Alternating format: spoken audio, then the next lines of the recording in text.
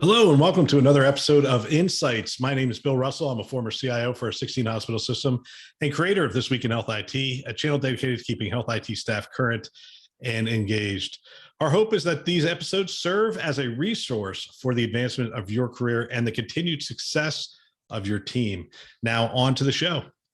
Today on Insights, we go back to a conversation host Bill Russell had with Lee Milligan, CIO for Asante Health. The topic of discussion was what it takes to be a great CIO. And Bill asks Lee, what does it take to step in as a CIO? So they say to you, hey, we would like you to step in as CIO. You have the cost center experience. You've got physician builder. You've worked with a lot of physicians. You've been there for a long time. You got a lot of history. Good relationship. They're asking you to be the CIO, so good relationship with management. Do you have any concerns walking into it or doubts, I guess? Yes, in a word. I will say that one of the things that worked out really well is that if you can step back and do some sort of a critical self-reflection and be honest with yourself, including identifying other folks who can weigh in, including yourself, you'll recall, what do I bring, what do I not bring? Asking your executive peers, asking the people who report to you, those are hard things to do. But getting that level of feedback is critical to identifying where you should focus your time. So for me, I talked about this previously, for me specifically, I focused in on things like security because I hadn't had a ton of exposure to security, and I recognized how critical it was to understand that and to be a good steward of that piece of IT. Some of the technical pieces, I focused on some of our infrastructure pieces. And I actually set up a framework with my technical services director to have folks from each of those areas come in and present every other month to me around the work that they're doing. So I can have a clearer understanding of what that body of work looks like, and I can ask good questions in a focused environment, specifically focusing on things like security and servers and all the stuff that I hadn't had significant exposure to previously. You saw it as a requirement of the job to really understand the technology and the technology platforms. It's interesting because I recently saw a picture of you. You're getting your CISO certification from Chime. Is that all part of it, that you want to have that underlying technology background so that you can be a more effective leader in those areas? Yeah, I think that's fair to say. Prior to this role, I worked on getting board certified in clinical informatics, thinking that was going to be my role moving forward.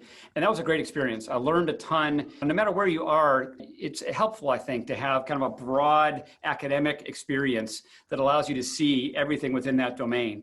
And so I had a good experience with that. And so I pursued that, finished that up. After becoming CIO, I focused on the CHCIO certification with Chime, which was a positive experience, learned a lot. And then afterwards, now I'm pursuing the CISO certification as well. And so far, so good.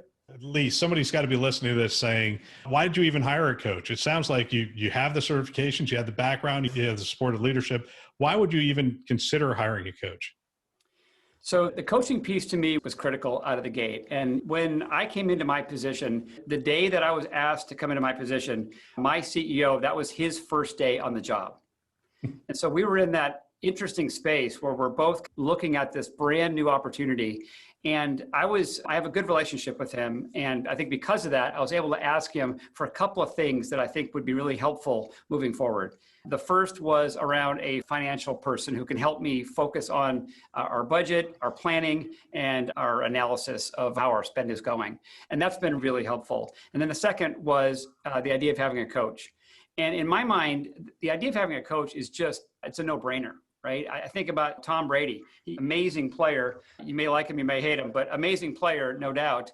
But he wouldn't think of going on the field without a coach. He's got Belichick, he's got a quarterback coach, whatever it might be. In fact, I would say that the idea of a coach should go beyond the idea of technology. I think physicians should have a coach.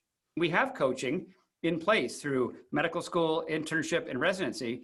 And somehow magically, when we graduate from residency, we no longer need a coach for the next 40 years. And even Atul Gawad has talked about this previously. The concept of having somebody who can give you good feedback, can be objective, can tell you things you may not want to hear in a way that you want to hear it, that's critical. And so I think the idea of having a coach for me is a no-brainer. I want to thank Tracy for another great episode.